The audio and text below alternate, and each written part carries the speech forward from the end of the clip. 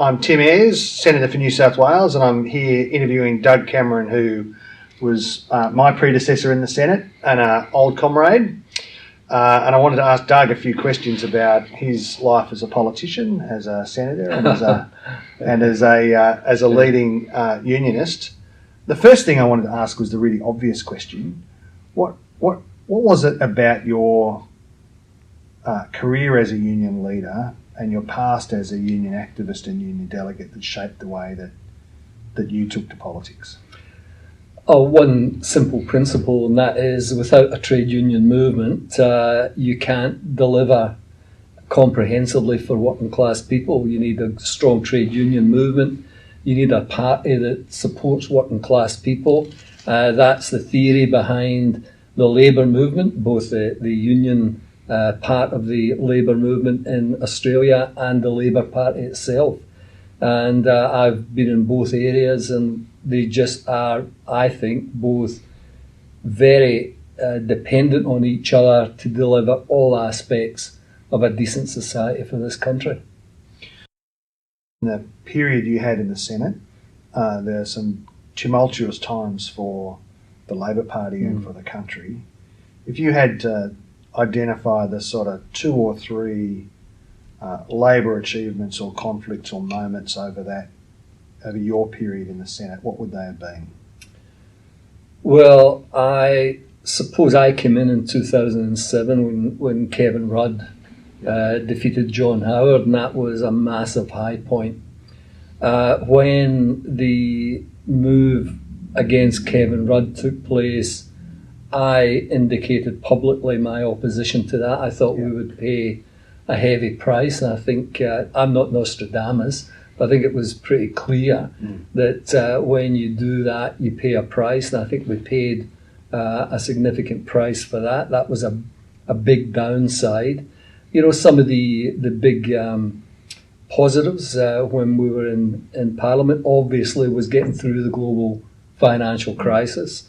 Both Kevin Rudd and Wayne Swan and the Treasury acted, very quickly to deal with that. And as many countries experienced huge problems, we got through it pretty well in Australia. And I don't think Labour got the credit that we did for that. And I've got to say that, all the advice we got, the Libs wanted to not spend as much money to stimulate the economy, and that was the wrong call from the Libs and Malcolm Turnbull at the time. We got it right. When economists like Nobel Prize winner Joe Stiglitz is saying we did it better than anybody, I think we did it well. So that was good. I was unhappy with some of the industrial legislation. I still think the right of entry problem for unions is huge. I think the restrictions on bargaining is huge. You could not say that Australian unions are independent unions at the moment under this government, and it's going to get worse if they get further legislation in. So, we did some big things in government. We did some dumb things. We learnt our lessons. We put a good policy package together, and I'm really disappointed that we failed to actually get that package adopted by the country. We could be doing great things for many people now. On housing and homelessness, public housing, affordable housing, what do you think the big challenges are for Labor and the country in the future? There are massive challenges. Rental stress is huge across the country. The availability of reasonably priced homes is just not there. There's a shortage, according to some of the estimates, of about 750,000 homes. We were going to make a big dent in that by supporting the building of 250,000 community houses. That would have been a great benefit. It would have been a big economic stimulus for the building industry as well.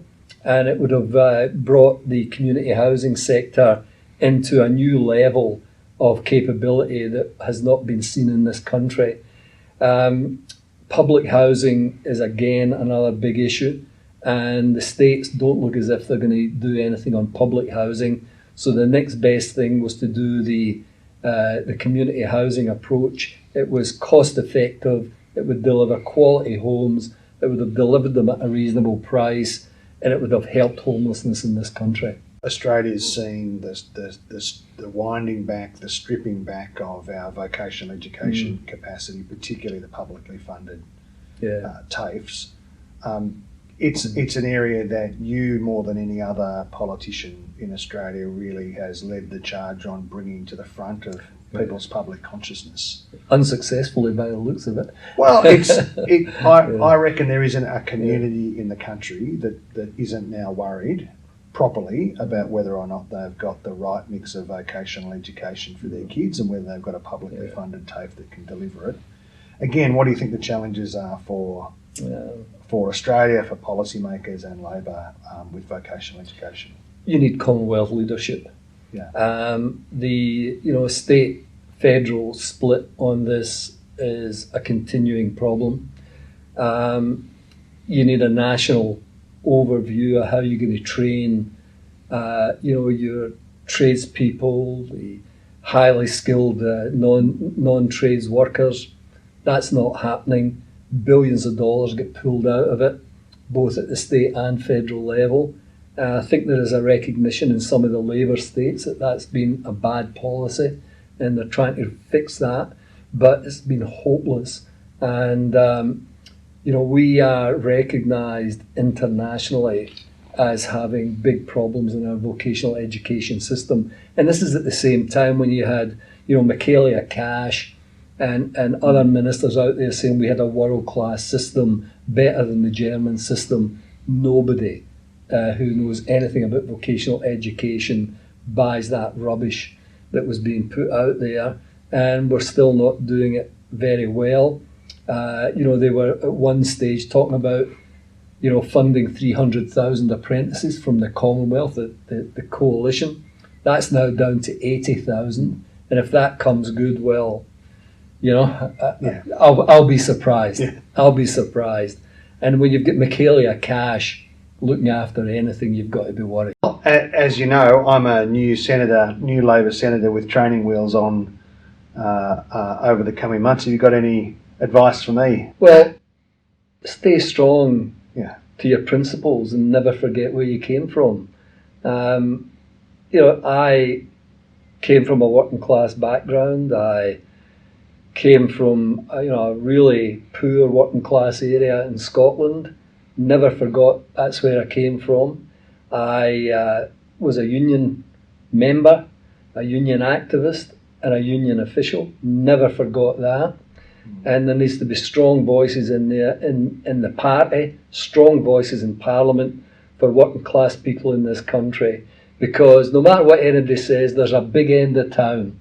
No matter what anybody says, this argument that we're about equality of opportunity is a bullshit argument when we can't spend the money to give people that opportunity.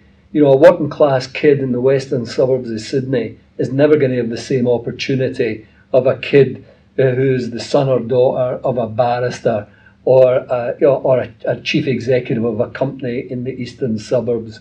We need to get our head round how we do advance the opportunities and reduce inequality in this country, because it's getting worse, and that's the big challenge, Tim, for the Labour Party. We should not walk away from good policies that we had in the last election. We need to make sure that we articulate them better than we did. We need to focus them on the key policies that we want to take forward. We want to make sure that taxation is seen as an investment in the future of our kids, future of the country, the future of our industries, because that's not there at the moment. And with all these free trade agreements that simply turn us into, an agricultural centre and a tourism centre, that's not good for the country. We need to do better than that. That's the challenge for Labour. That's the challenge for you. Never forget where you came from. Never forget the working class and their needs in this country. Mate, I'm really delighted that you've taken the time to That's all let right. me ask you a few questions. We've been Good. friends and comrades for a long time. Absolutely delighted. And good luck, Tim. And I'm really pleased that you're replacing me in the Senate. We've had some terrific New South Wales senators in the past, and you will keep up that tradition. You'll do a good job, and mate, all the best for your career in the Senate. Thank you. Go on. Thanks.